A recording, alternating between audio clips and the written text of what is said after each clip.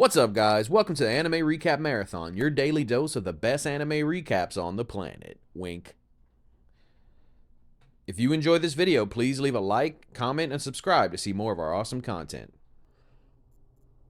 The story begins with a flashback on an island where people are in a life or death battle against these giant ants. And I mean, they really got wrecked. They really stood like no chance. It was kind of pathetic.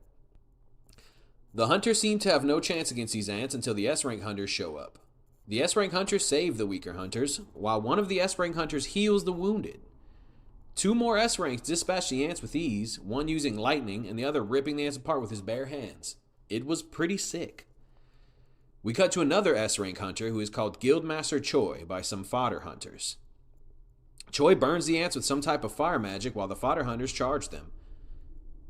We learned 10 years ago gates started appearing all over the world that would link to an alternate dimension. These dimensions containing creatures called magic beasts. Only certain people who awaken as hunters can fight the magic beasts, though. The hunters have magical powers and their rank is based on the amount of magic power in their body. Ranks are from E being the lowest to S the highest. S rank comes with fame, fortune, and power. Once awakened, no amount of training can increase your rank or strength. We then cut back to the present where some hunters are meeting up for a raid. We meet our hero Sung Jinwoo.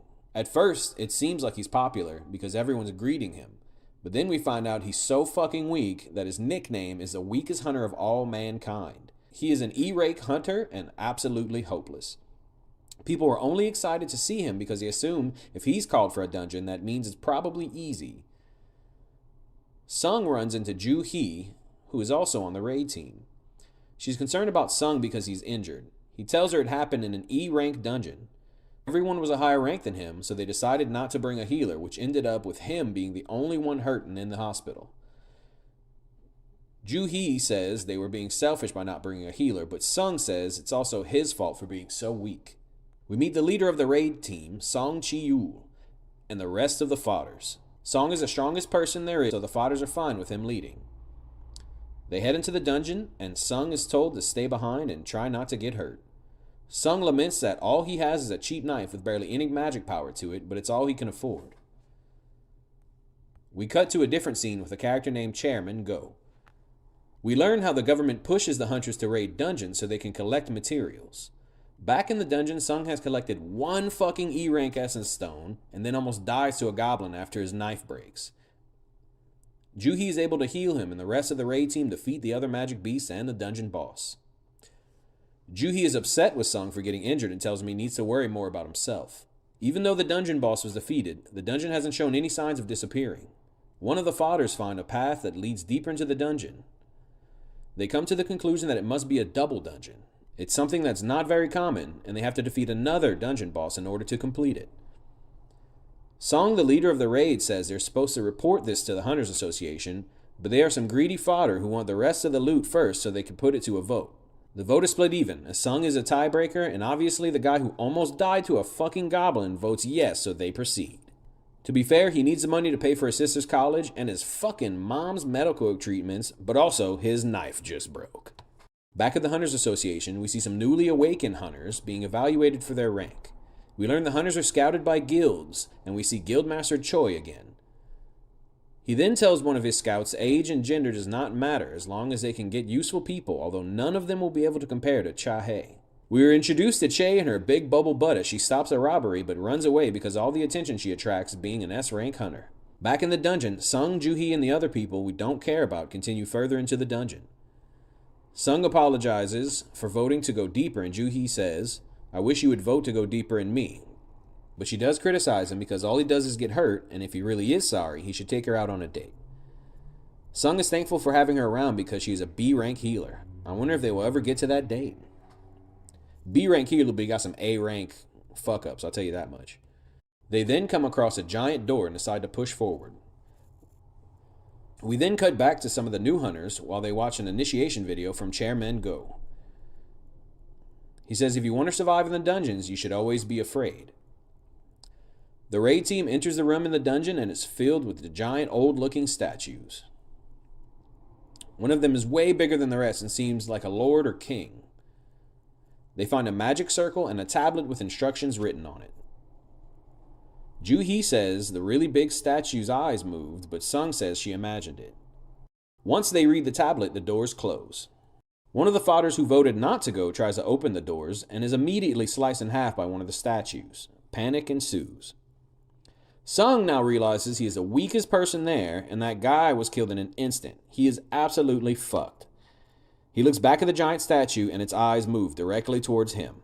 His observation hockey from being in life or death situations tells him what the giant statue is about to do, which is shoot lasers from its fucking eyes. Not sure how that works. He yells for everyone to duck, but some of the fodder still get caught. None of them expected this, and now death is certain. It is pandemonium. How many fodder characters have we lost already? 2. I think it's 2. The statue just fired off a giant laser eye attack. Everyone's freaking out. Joo-hee is stuck in a fetal position, and Leader Song tells everyone not to fucking move or they'll get killed as well. They're literally just arguing in this life or death situation. It's pretty funny while the statue is just chilling. Song thanks Sun Jun for yelling out, which saved their lives. Your boy notices he ain't got no arm. Oh my God. He just one ribbon, a little piece of cloth around his arm, and he's fine. Your man's not in shock. He's totally just calmly explaining what's going on. Minus one arm. It's amazing. Sungju says that he's fucking felt it was dangerous and it was a smart thing to do. Like I said, observation hockey. So now Sung becomes the Shanks of the show. Episode 1, One Piece. Already a classic. We learn Joo-hee only takes low-ranked dungeons because she doesn't have any balls to handle tough situations, which explains why she looks like she's in a grizzly bear attack video. Mr. Song says he's been through a few B-rank dungeons, and that statue shooting Superman lasers is at least A rank or maybe even S rank. Which is like, they couldn't even chip, they could barely kill like goblins and shit, and this thing's made of stone, and it's like animated. Good luck, dude. Remember, Song is the strongest person there. They're absolutely fucked. He has one arm. One arm! Then they notice the commandments on the tablet, and then they start to read them off. First is revere God. Second is praise God. I'm telling you, man, this guy's got kinks. That's not normal. Third is prove your faith to God. Hot, honestly, just hot. So the guy they're talking about must be the giant statue that's fucking beaming holes through these motherfuckers. Can I just say how sick that thing looks in some of the scenes, especially when he like grimaces? It's like so foreboding. It looks insane. I remember reading it and it was just so cool. Anyway, we go back to a school scene. 2 of the female classmates are talking. One of them is Sung's sister, Sung Jin-ah. She asks her classmate why she was late to class. The friend asks about her brother and if he is a hunter. Jin-ah says her brother's an E-rank trash hunter who's dumb as fuck and always getting hurt. Her friend says that she can do an even better job. There's a lot of haters in this anime for no reason. So then we're back in the dungeon, baby, and we got our first casualty of the episode. Fodder number 3. He's confident in his running skills, uses some type of wind magic, and bolts straight for the door. Ironically, he gets eye pew-pewed, and all that's left of him are those fast little feet up to his ankles. They realize that the god statue could easily kill all of them if it wanted to, so there must be some way for them to survive, right? Sung asks Mr. Song what was the first commandment. Song tells him to revere God. Something in Sung's head clicks. He takes a chance and stands, and the statue charges an eye blast, but Sung immediately lowers his head, and the attack powers down. Sung then tells everyone to revere means that they need to bow down to the god statue itself. Makes sense. The statue accepts their reverence, and his creepy little smile appears on his face. When the god statue stands, it begins to walk toward them. Everyone looks to Sung on what to do next, but he's lost as well. They need to figure out what praise God means. Just then our next fodder sacrifice walks up. He gets on his knees and begins to pray to the statue as it walks towards him. But the shit don't work, and he's crushed under the giant foot of the statue. Rumbling, rumbling, it's coming. Fucking Attack on Titan style. They decide to spread out to make it even harder for them to get whack-a-moled. Park, the man coming out of retirement to make money for his family, runs up to one of the guard statues and turns his back. We lose our first fodder with a name after the statue slices him in half. Sung is still trying to figure out how to praise the god statue, and really it's practically a devil. He notices that not all the guard statues are holding the weapons. Some of them have instruments. By the way, while he is having his inner monologue, one of these guys are getting slaughtered just by one of the guards, and he's just going to throw that right in there. Yeah, that guy's dead. Sung tells everyone to run to the instruments. Not sure how he's figuring this shit out. Mr. Song makes it to the angelic statues first, and then it starts to blow its horn. He then confirms that it's safe and just repeats what Sung already yelled. Sung and Joo-hee make it to the instrumental statues, but won't play because they're both standing there. Sung leaves to find his own statue, but is attacked by one of the guard statues on the way there. The statue slams down its shield and hits Sung. The giant statue walks towards Sung while he crawls over to the final instrument statue. He makes it at the last second and the god statue returns to his seat. They have now completed 2 of the commandments. That fucking sucked. Joo-hee runs to Sung's side and we see he lost a foot when the statue with the shield hit him. Jesus Christ, guys. Y'all are just losing limbs. That's a total of 3 feet just hanging out in that room, not attached to people. Joo-hee tries to heal Sung, but she overuses her power and starts to cough up blood. And now it's time to play the blame game, apparently. Fingers get pointed at Mr. Song, who gets blamed for leading them into the room even though they put it to a fucking vote. The god statue then raises his hand and an altar rises in the middle of the room. It's time for the final commandment, y'all. They think it means that they have to sacrifice someone at the altar, and Kim nominates Mr. Song because he's the reason that they are there in the first place, right? Song says fuck it and just walks to the altar himself like a fucking G with one arm. He makes it to the altar and a flame lights up, but then nothing else happens. Song asks 2 of the fodders to take him to the altar so he can inspect it. When the 3 of them arrive in the circle, 3 more flames pop up around them. Then Mr. Song says it's been 7 days since the gate opened, so they're probably fucked. We learn that other than making money, hunters have to enter these dungeons and defeat the dungeon boss before 7 days pass. Otherwise, the gate opens up all the way and the monsters can cross over into the real world. Which means the god statue will be able to cross over if they fail. Sung tells Kim and Joo-hee that they need to enter the circle to light up the rest of the flames. All the flames that are lit representing each person around the altar, and then more blue flames light up around them. The doors open and the blue flames start disappearing like it's counting down from something. The guard statues start to move toward them. Sung realizes that as long as they keep their eyes on the statues, they won't move. One of the fodders holding Sung up immediately folds and starts taking off for the door. She makes it out, and one of the orange flames disappear, causing the door to close a little bit more. Sung theorizes that it's probably a trap testing their faith in the god statue. If they wait for the timer to run out, will they be safe? Or should they escape while they can? Either way, if the door closes a little each time someone leaves, that means they can't all escape, right? The other fodder holding up Sung folds like a fucking chair, throwing him down and running for the door. Sung tells the 3 remaining that they have to stay, otherwise they will leave blind spots. If they're waiting for the blue flames to die out, they will be safe. Kim ain't trying to hear none of that shit. He tells Sung that it's just a guess, and he didn't even expect Sung to get him this far. But he has people at home that he has to return to. Mr. Kim runs away with tears running down his face and shit running down his pants, leaving Sung, Joo-hee, and Mr. Song. Mr. Song tells Sung and Joo-hee to run and leave him behind. What a goddamn man. Joo-hee has to carry Sung out, but she collapses to the ground because she used too much energy trying to heal Sung's leg. Sung tells Mr. Song that he has to be the one to stay behind.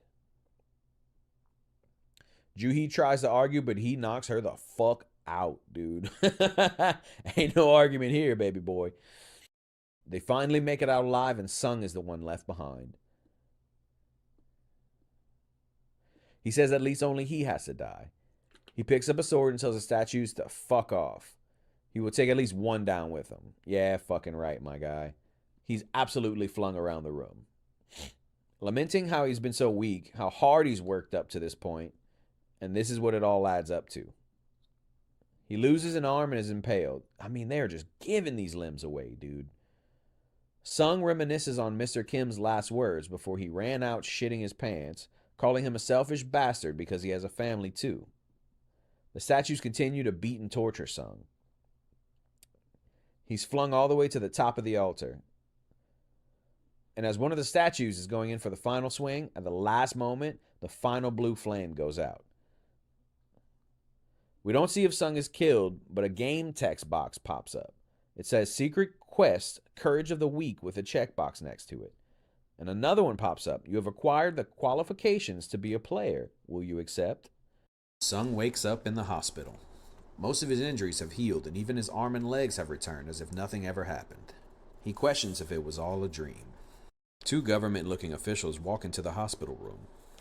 One of them introduces himself as Woo Jinchul, manager of the Hunter Association surveillance team. They tell Jinwoo that he's been unconscious for 3 days straight. He's informed that Mr. Song and Joo-hee may quit being hunters due to the physical and mental injuries they've sustained. Woo Jinchul tells Jinwoo that only 6 of the 12 members of the expedition survived, making it an unprecedented tragedy. When Jinwoo was discovered by the White Tiger Guild, there was no trace of the temple or statues left. Had it not been for matching stories of the survivors and the bodies found in the dungeon, Jinwoo and the rest of the expedition would be under suspicion themselves. Jinchul asks Jinwoo if he underwent a second awakening. On rare occasions, a hunter can go through a second awakening when they rise to a higher rank, such as A or even S rank. Jinwoo is excited at the idea of being stronger than before. They measure Jinwoo on a device called a mana meter, but his mana registers as a measly 10. E-rank hunters' mana level average at least 70, so it seems he is even weaker than before. The two men leave the room and tell Jinwoo they must have been wrong. Sung questions why they didn't ask about the giant blue text box hovering over him. While Jinwoo tries to figure out the mystery text box, his sister Jin-ah shows up. She tells Jinwoo he needs to start taking better care of himself. Yeah, pretty sure everyone has told him that. Jinwoo asks Jin-ah, how do you open unread messages in a video game? Because she has experience playing games. So we're supposed to believe this kid never picked up a controller in his entire life? Jin-ah tells him he needs to open his message box. A notification pops up saying he has a daily quest called Strength Training. Jin-ah says her brother seems fine and walks out of the room. Her friend Song-yi is waiting outside and they leave the hospital together. Back in Jinwoo's hospital room, he now has notification boxes opening. They tell him he is a player, and the system is designed to assist in the development of the player. Failure to comply with the system may result in a penalty, and lastly, rewards have been delivered. He accepts the strength training quest, and it is literally the One Punch Man training regimen. 100 push-ups, sit-ups, squats, and a 10K run. Jinwoo is skeptical of all of this and pretty much says fuck that and falls asleep, even though there was a penalty warning from earlier. And as he falls asleep, a timer starts to count down. Jinchul contacts Chairman Go to let him know Jinwoo is still weak as fuck. Chairman Go says they are lucky that this incident didn't result in an entire dungeon break. They establish that a double dungeon like this has never happened before. It should be established as a special case and investigated further.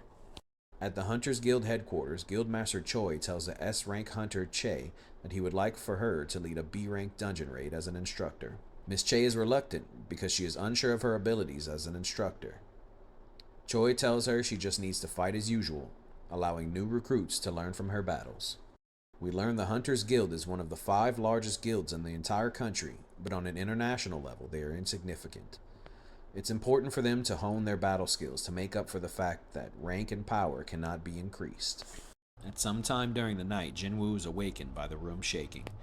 He failed to complete his strength training and is transported to another dimension. He finds himself in a sandy, desolate desert. He has to survive 4 hours while being attacked by giant red Gyarados. He has to run and evade the constant attacks coming from underground. Back in the hospital, the nurses search for the missing Jinwoo. He actually manages to survive the 4 hours and is transported back to his hospital room. He then receives a reward from the system for completing the penalty request. We switch to Joo-hee, who is being recruited for a D-rank gate that recently opened up. She's hesitant because she is still traumatized from the events in the double dungeon. Joo-hee is informed that Jinwoo is awake, and that changes her whole mood. She decides to go visit him in the hospital. When she arrives, she sees 2 nurses watching Jinwoo run outside. They talk about how fast he's recovered after working out these last few days. Ju-hee decides to leave instead of talking to Jinwoo.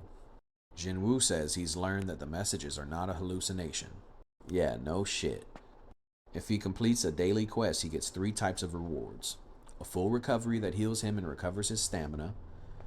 He gains ability points he can distribute to stats such as strength, vitality, and agility. And an item box that gives him 1 random item. He even has skills. He proclaims his life is just like a game. The item box he opens reveals a key to something called an instance dungeon. Jinwoo visits his mother, and we learn 4 years ago she was diagnosed with eternal sleep disease after passing out at home. Jinwoo was forced to get a job to pay for their living expenses and his mother's treatment. Around the same time, Jinwoo awakened as a hunter. He thought this was his chance to make more money, but he ended up being weak as fuck. Every dungeon raid he joined, he was useless, barely making any contributions, leading to a low cut on the loot. He accepts that he is given a new opportunity to take care of his family. He chooses to put all the ability points in the strength. Smart man. Jinwoo arrives at the location of the instance dungeon. Once he enters, the door closes behind him. It is a dimension cut off from the real world. The only way to leave is to complete the dungeon or use a teleportation stone. He questions if he can beat a dungeon boss on his own. He's then attacked by 3 goblins. He remembers how much trouble he had with one back in the double dungeon, almost dying. This time he doesn't have a healer to save him either. He is able to dodge and block the attacks until he takes out one of the goblins. Now, with renewed confidence, he dispatches the other 2 with ease. Before Jinwoo could enjoy this small victory, a red wolf with a metal jaw jumped out and attacked him. Jinwoo could tell this wolf was too powerful for him. It leapt towards Jinwoo and broke his knife with its metal jaw. Jinwoo's legs shake with fear. He is unable to run away. Is this the end for him already? Tune in next time for an episode of Dragon Ball Z.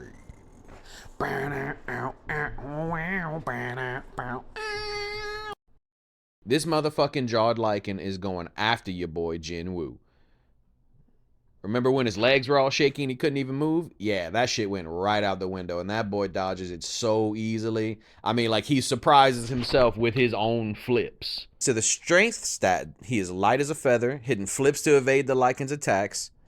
That's not all it did, because he swung and hit that bitch with a combo breaker. That man said, I am not dying, and smacked the shit out of this dog. Like, literally looked at his steaming fucking hand after he punched this goddamn puppy. They start going at it, bro, like boxing. The lichen uses his jaw to take a couple hits. That was amazing. This boy's throwing haymakers left and right. Apparently that was a good time for an intro. I don't know. What do I know about editing, right? Wink. Add a little sound, a ding sound effect. All right, that intro kind of goes hard. Was it the exact same intro as before? He's trying to figure out how to deal that final blow when he remembers he has one-armed Song sword in his inventory from the double dungeon. Oh man, he's breakdancing in this motherfucking intro, bro. He didn't have to do all that. Which dungeon did he learn that in, bro? Tell me. That's fucking wild. He pulls out the sword from his inventory and slices that motherfucker in half in one slash. He gains an item and levels up from defeating him. Your boy's getting gains. The level up even heals his wounds and stamina. And per usual, our boy doesn't get any time to celebrate as 2 more of these steel-jawed bastards show up. He's much more confident now and takes out one of the lichens, scaring off the other one. He backs up against the wall, finally able to take a breather. He checks his new stats. Jinwoo's leveled up from being in actual combat this time. Gaining a level means each of the 5 stats go up by 1, so it's different from doing the daily quest where he only gets 3 ability points to distribute. Damn, this is making me want to play a video game, not gonna lie. What game should I play, guys? Leave a comment down. He also unlocks a shop in his status window, but his levels are too low to buy anything at all. He can sell items, but he isn't sure how much the gold he receives is even worth. While debating what his plans are moving forward in the dungeon, the lichen that ran away found backup. The horde of steel-jawed lichens attacked Jinwoo, but your boy got that dog in him now. No pun intended. No, you know what? All pun intended. He slices through these motherfuckers one by one, gaining levels on levels. Episode 4, baby. We leveling up today. Outside of the secret dungeon, we're shown the dungeon that opened up in the middle of the street, and it looks like it's on the verge of breaking. We get back to Himothy, and the lichens are done, son. Although the sword he is used to fight is chipped and cracked, he gained a title called Wolf Assassin. It gives him an ability boost to all his stats by 40%. Jesus Christ, dude. His inventory has a few more items now, broken swords, lichen fangs, and the teleportation stone used to exit the secret dungeon. He questions if he should use the stone, but is unsure if he would get another chance to. Joo-hee gets a call from the Hunters Association. The dungeon they asked her to assist with the other day has broken. They're looking for hunters and ask Joo-hee again, and this time she agrees to assist the association. Back in the dungeon, Jinwoo's cutting down magic beasts like butter. He learned that the color of the magic beast names is relative to how much stronger or weaker they are than him.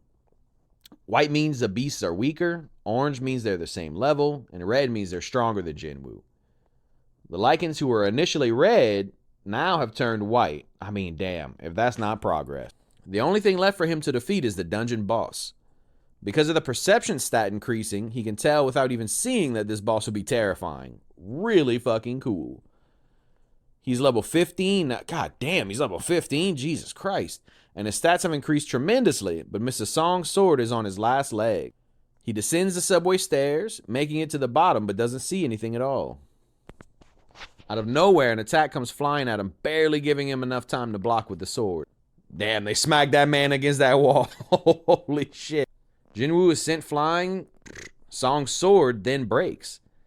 We're shown the dungeon boss, a giant snake with hardened scales, the king of the swamp, blue venom fang Kasaka. Actually looks pretty damn cool. I like all the little red touches. Even though Jinwoo leveled up so much, the snake's name is still orange. The snake leaps forward at him. Jinwoo sidesteps that little MF and tries to stab the snake from the side, but it's only met with friction because of the steel scale. That man flips, you ain't hitting me, but then that tail gets him. Oh my god, they flipped that man so hard. Jinwoo's staying active though. Oh my god, they're just fucking ragdolling this man. They throw a goddamn subway they throwing a subway train at him. He thought he got a bit stronger, but this thing is molly-whopping his ass. Jinwoo then has the most convenient flashback of all time mid-battle. Jinwoo remembers how weak he felt against the statues. He even said he was left to die because the weaker betrayed. Oh, they get Jinwoo up against a wall and crush him right through it. Damn, this snake is strong. Your boy then has the inner monologue, and he starts getting mad because he got mocked for being so weak. He refuses to ever feel like that again. Gaining strength is his only option. Stat to scroll. Ironically, he relies on his strength stat to grab hold of the snake's neck. He squeezes it, crushing its scales. That man said, "Kindness won't save me. I'm gonna beat your ass." The snake slams right into a wall as he tries to shake him loose. Jinwoo squeezes even tighter, crushing its neck and killing the dungeon boss, bro, with the grip strength, the gorilla grip. The notifications start popping, baby. Level up, level up. He gains a dagger made with Kasaka's fang. It has a drain and paralysis ability and is much stronger than Mr. Song's little weak-ass sword. Okay. He also got a potion that increases defense and decreases strength, so he decides not to use it in the moment. I mean, your dude is really hanging on for life against that snake's neck. That's pretty wild, bro. That is pretty wild. Since the dungeon boss was defeated, Jinwoo was sent back to his reality. He leaves the subway and notices the streets are empty. A soldier approaching him asks, why is he even here? The soldier notices the broken sword and apologizes because Jinwoo is a hunter. They evacuated the area because of the dungeon break. The soldier then takes Jinwoo to the gate. Most of the magic beasts have been killed except for the boss. Jinwoo hides in the back of the crowd of civilians while a bunch of low-rank hunters fight the dungeon boss. They're having lots of trouble because the dungeon boss has a high defense. Jinwoo's perception stat gives him the ability to sense the hunter's ranks. He even sees Joo-hee still traumatized from the events in the double dungeon. Good God. She is unable to assist at all. Jinwoo's starting to show us that he's that dude, and he launches the broken sword straight at the rock monster's head. It easily breaks through his defenses, and the weak-ass hunters finish it off. The tank hunter asks one of the soldiers who threw that sword, but Jinwoo disappears like a badass. He is surprised by how easily the golem went down, assuming its vitality was low, like his arm is not buff as fuck now. Juhi was the only one who caught a glimpse of him before he disappeared. This motherfucker Jinwoo digivolved into his mega form. Bro is in his hospital room doing some gym bro type shit. All the nurses are getting hot and heavy over you, boy. Nothing solo about this guy's bedroom. Nurse that goes into the room to discharge him notices his muscles, questioning if he looked like that when he came in. Before he leaves, the nurse asks for his contact info because she wants some of that Hunter PP, some of that Leak Drake dick. Jinwoo hasn't even noticed a change yet. He assumes she asks to follow up with his health. We're shown a news segment where S-Class Hunter Bak Yoon-ho is being interviewed. He says it is important to train when they are not out raiding dungeons. Losing touch with their feel for battle can be a life or death difference. Jin-an was watching the interview when she noticed she was late for school. On her way out, she catches Jinwoo and notices how different he looks. He's gotten taller and his hair is different. Even Jinwoo has to question his new muscles. While distributing his recently gained ability points, Jinwoo gets a call from his landlord. Relatable. Rent is past due and Jinwoo has to come up with some money ASAP. Jinwoo can now easily kill dungeon monsters, so making money shouldn't be a problem. The problem is that he's still E-rank, so getting into higher ranked dungeons would be difficult. If he's going through a reawakening, he could get a reappraisal, but he's not ready for that kind of attention. Luckily, he finds a job with a dungeon raid team led by a C-rank hunter named Hwang Dong-suk. The dungeon is C-rank, but Jinwoo is only needed to fill the team quota and carry the bags. This means he won't get any money from combat, but 2 mil just for participating. Honestly, this already seems too good to be true. He asks Hwang why they don't have a healer. Hwang says it's hard to get one when you're an independent party. Jinwoo is skeptical, but signs on for the job anyway. Another hunter shows up to meet the quota, Yu Jin-ho, a newly awakened D-rank hunter. He dons some pricey gear, so Jinwoo assumes he comes from a wealthy family. They enter the dungeon and immediately notice it's lacking magical beasts and the glowstones that usually light up the path. They make it to an open area and still no magical beasts. Thanks to his perception stat, Jinwoo can hear something headed toward them. Hunters ready for battle as Jinwoo yells that they're coming from above. An army of ants charge them from. Hwang is able to use a taunt skill to attract the ants towards him, and the damage dealers take out the ants. Jinwoo then just back kicks one of the ants like it was annoying him. Jinwoo compliments their teamwork, but still questions why they didn't have a healer. They notice that some of the ants have injuries that didn't come from them. They speculate a turf war with other magical beasts. We switch to the White Tiger Guild and see Bak Yoon-ho and some of his guild members doing a little training. Yoon-ho punches a hole through a giant stone, claiming it wasn't even a warm-up. What a badass. Going back to Jinwoo, they still haven't met up with any healthy beasts in the abnormally large dungeon. Jinwoo feels something is off about these guys. The lack of a healer and the easy money doesn't sit right with him. They get to a room full of mana crystals. It looks like they've hit the jackpot. That's not the only surprise waiting for them, as there is also a giant sleeping spider. This appears to be the boss room. They claim they will be splitting the mana crystal profit 7 ways, but Jinho says Jinwoo's contract only states that he doesn't get a cut of the crystals from the beasts, only the mana crystals that grow in the dungeon. Hwang assures them that Jinwoo will get his cut, but they have